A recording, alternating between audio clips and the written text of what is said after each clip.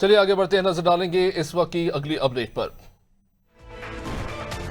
तो चलिए आगे बढ़ते हैं, खबर आपको बता रहे हैं दिल्ली से कर्नल सोफिया पर टिप्पणी का यह मामला। इस वक्त की बड़ी खबर सीधा दिल्ली से आपको बता रहे हैं, कर्नल सोफिया कुरैशी की टिप्पणी पर मंत्री विजय शाह की मुश्किलें अब बढ़ती हुई नजर आ रही है। सुप्रीम कोर्ट में इस मामले को लेकर सुनवाई चल रही है। मंत्री विजय शाह के मामले को लेकर एक समिति गठित की गई थी जो इस मामले को जांच कर रही थी, और अब जो जांच हुई उसमें यह निकलकर सामने आया कि माफी मांगने में देरी की है। इसका इस तरह से भी मतलब निकाला जा सकता है कि जब राजनीतिक दबाव बढ़ता चला गया और कहीं ना कहीं पॉलिटिकल प्रेशर पड़ा,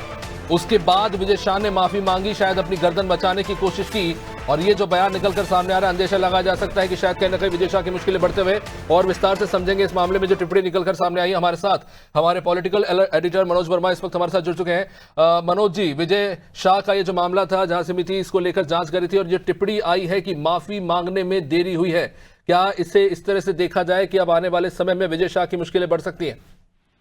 यह निश्चित तौर पर अभिषेक कह सकते हैं कि विजय शाह की मुश्किलें बढ़ सकती नहीं, बढ़ गई है, क्योंकि कोर्ट ने राज्य सरकार को निर्देश दिया है कि वो शाह के खिलाफ मुकदमा चलाने की मंजूरी देने पर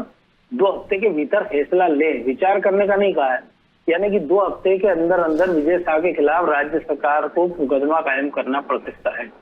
राज्य सरकार के खिलाफ आज CJI Suryakant, justice Dipankar Datta, justice Joymalya Bagchi की बेंच ने सुनवाई की और उन्होंने नाराजगी जताई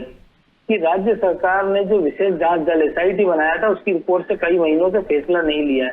जबकि एसआईटी ने अपनी पूरी जांच करके अंतिम रिपोर्ट दाखिल कर दी है। ये पूरा मामला 11 मई से जुड़ा हुआ है, जो रायकुंडा गांव में एक आयोजन हुआ था इंदौर के पास मऊ के,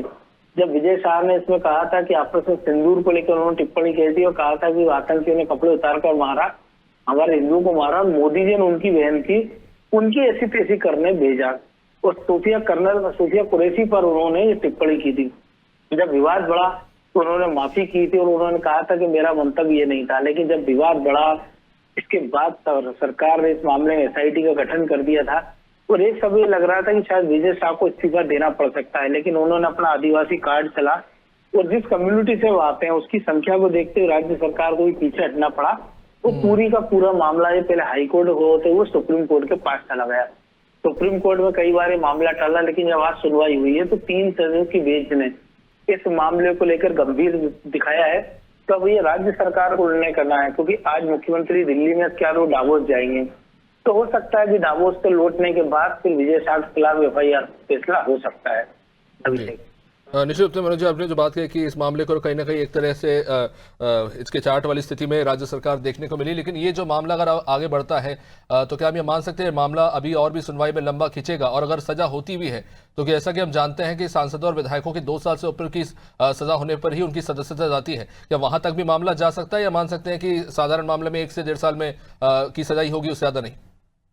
नहीं, ये तय करते हैं कि अब ये तय हुआ कि वो किस धाराओं के तहत मुकदमा कायम होता है। सबसे पहली बात, क्योंकि जब ये घटना हुई है कई सारे जनप्रतिनिधि मौके पे थे, चाहे मऊ की विधायक दूसरा ठाकुर हो, जनपद पंचायत अध्यक्ष राजाराम कटारे हो, और इसके साथ ही महिला बाल विकास राज्य मंत्री केंद्रीय सावित्री ठाकुर भी इस कार्यक्रम का हिस्सा थी, लेकिन चली गई थी। अब एसआईटी ने अपनी जांच रिपोर्ट में क्या फैक्ट फाइंडिंग पाई है, फिर उसके बाद जो वीडियो वायरल हुआ था उसकी जांच कराई गई है, फिर जिन धाराओं के तहत अगर मुकदमा कायम होता है तो उनमें कितना सजा का प्रावधान है, क्योंकि इन मामलों में साफ है कि अगर 2 साल से ज्यादा किसी जनप्रतिनिधि को सजा होती है तो वो 6 साल के लिए अयोग्य घोषित हो जाता है। फिर उसमें ये है कि आपको सेशन कोर्ट गया तो आपको हाई कोर्ट का विकल्प रहता है, आपके पास सुप्रीम कोर्ट का विकल्प रहता है। लेकिन शुरुआती पहली बात तो ये कि क्या एफआईआर होती है और किन धाराओं के तहत होती है, उस पर पूरा मामला टिका रहेगा। अभिषेक, बहुत बहुत शुक्रिया मनोज जी विस्तृत जानकारी के लिए। तो देखना होगा अब ये कार्रवाई आगे कहां जाती है, लेकिन जाहिर तौर पर ये जो टिप्पणी अब निकल कर सामने आई है कर्नल सोफिया कुरैशी के मामले में मंत्री विजय शाह के द्वारा टिप्पणी किए जाने को लेकर, तो अब ये मामला कहीं ना कहीं गंभीर होता नजर आ रहा है और कह सकते हैं कि विजय शाह की मुश्किलें बढ़ती हुई दिखाई दे रही है निश्चित रूप से।